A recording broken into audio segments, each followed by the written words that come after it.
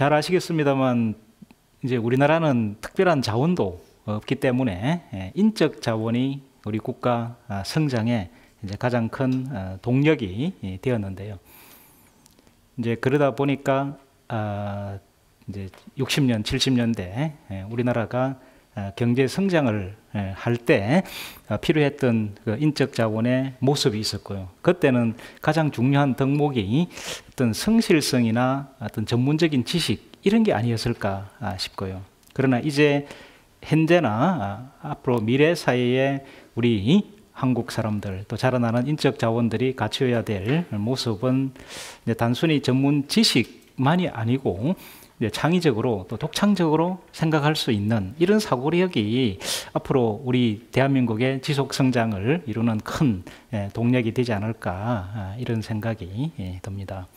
사실 우리나라 사람들만큼 이런 창의적인 생각을 많이 하고 있는 사람도 드물거든요. 우리 교육이 거기에 따라가지고 있느냐 하는 그런 면에서는 좀 생각할 부분이 많지 않을까 싶습니다.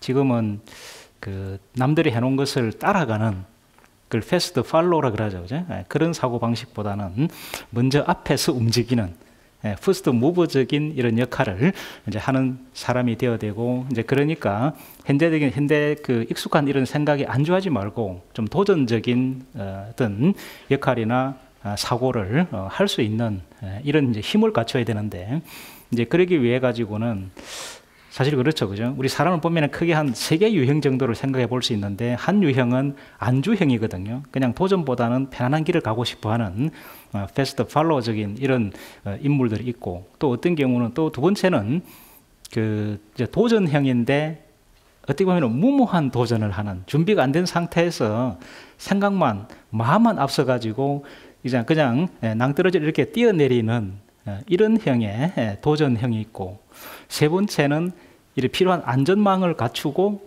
이렇게 낭떠러지를 뛰어내리는 이런 세 번째 유형이 있는데, 우리가 진정 필요로 한 것은 세 번째 유형이겠죠. 그럴 때 이 안전망이 될 수 있는 게 그럼 뭘까를 따져보면 저는 2가지라고 봅니다. 하나는 창의성이고 창의력 사고고, 두 번째는 그 협동력이라 그럴까요? 협업력이라고 하는 다양한 사람들하고 협력을 하면서 그 공동체의 이익을 가져올 수 있는 이런 어떤 힘, 그 2가지가 가장 대표적인 안전망인데, 이 두 안전망을 이제 갖추게 하는 게 미래 인재를 키우는 핵심적인 방향이 아닐까 싶습니다. 그전에는 천재나 대가가 사회적으로 존경을 받았다 그러면은, 이제는 그것보다는 인재 혹은 리더가 더 필요한 이런 사회가 되었습니다. 천재나 대가가 이게 갖추는 것 중심, 다시 말하면은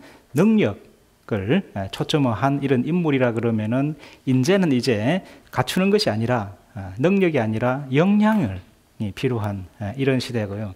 역량이라는 것은 뭐냐면은 이 갖춘 것을 기반으로 해가지고 이 공동사회에 어떤 그 맥락에 맞게끔 잘 이렇게 실행을 하고, 그 실행 결과가 모두에게 도움이 되게 하는 이런 자질을 역량이라고 그러거든요. 그러니까 단순히 갖춘 것으로 끝이 아니고, 이제는 갖춘 것을 기반으로 사회적인 맥락에 맞게 잘 실행할 수 있는 사람, 이렇게 보시면 되겠는데요. 이제 그러다 보니까 능력은 이제 우리 수능처럼 성취도로 평가하면 되는데, 이 역량은 이 성취도로 평가가 안 되는 건 거죠. 그러니까 이 성취도를 대신할 수 있는 이제 개념이 필요한데, 그 개념이 적합도라고 볼 수가 이제 있습니다. 서울대학교 경제학과가 있으면은, 그전에는 수능으로 측정된 이 성취도를 가지고 당락을 정했는데, 지금은 이 경제학과의 설치 목적이라든지 또 기대하는 인재상에 어떤 학생이 가장 적합한가 를 이제 봐야 되지는